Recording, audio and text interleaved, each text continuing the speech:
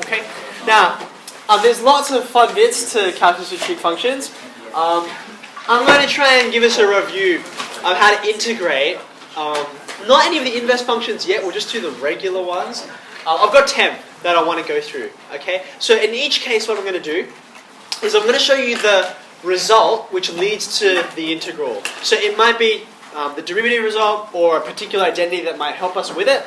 So there's 10 of them before we get to the inverse stuff. Okay, so you ready? We'll start with the simple ones. If I want to differentiate sine, I get cos, right? Therefore, really groundbreaking, I know. The integral of cos,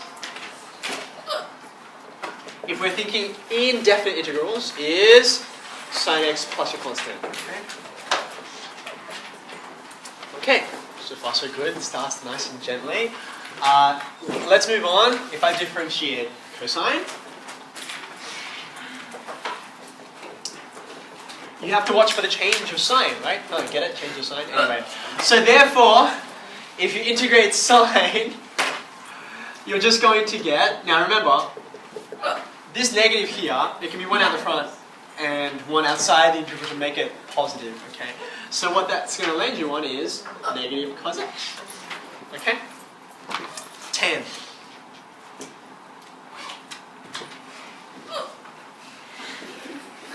The derivative of tan is sec squared. Therefore, the integral of sec squared with respect to x is 10. Okay.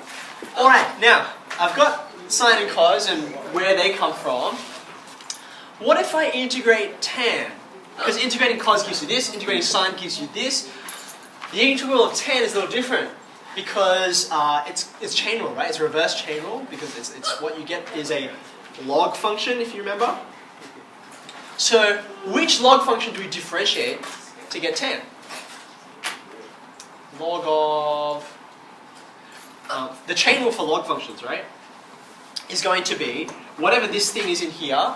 If it's f, right? It's f dash over f. That's what the chain rule is going in the forwards direction. Okay. So if I want sine over cos, I want sine to be my f dash, right? So therefore, this is my f. Okay, does that make sense? So log of cos x. You remember, it doesn't quite give you tan. What does it give you instead? Because it's f dash here is negative sine, right? So I'm actually getting it negative sine over cos. So hence minus 10.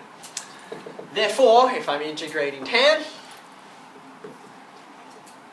with respect to x, okay, because you've got your negative. Again, it's the same thing we had from cos, okay? So I'm going to get negative log cos x plus your constant, okay? Alright, sine cos tan. What am I missing?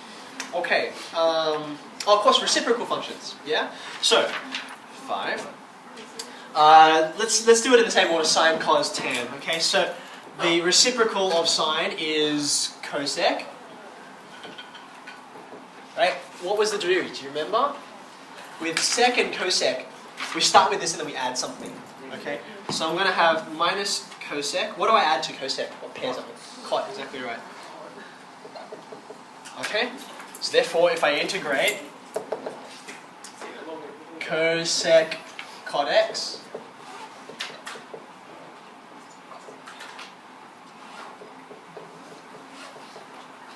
sorry. Okay, don't miss the negative sign either. Cosec always has the negative sign, much like cos actually. Alright, next one we've got sec. And the derivative of sec, again, you start with that function and then you add something. In this case, you add tan. So this will be sec tan. Okay. So therefore, when I integrate sec tan, I'm going to get sec. Okay. Cot. I said when there were 10, we're almost there. You differentiate cot. This is kind of like tan, so you're going to get something squared. But this is sec squared, so down here I'm going to get cosec squared, right? Negative, in fact. So therefore, if I integrate cosec, cosec squared rather,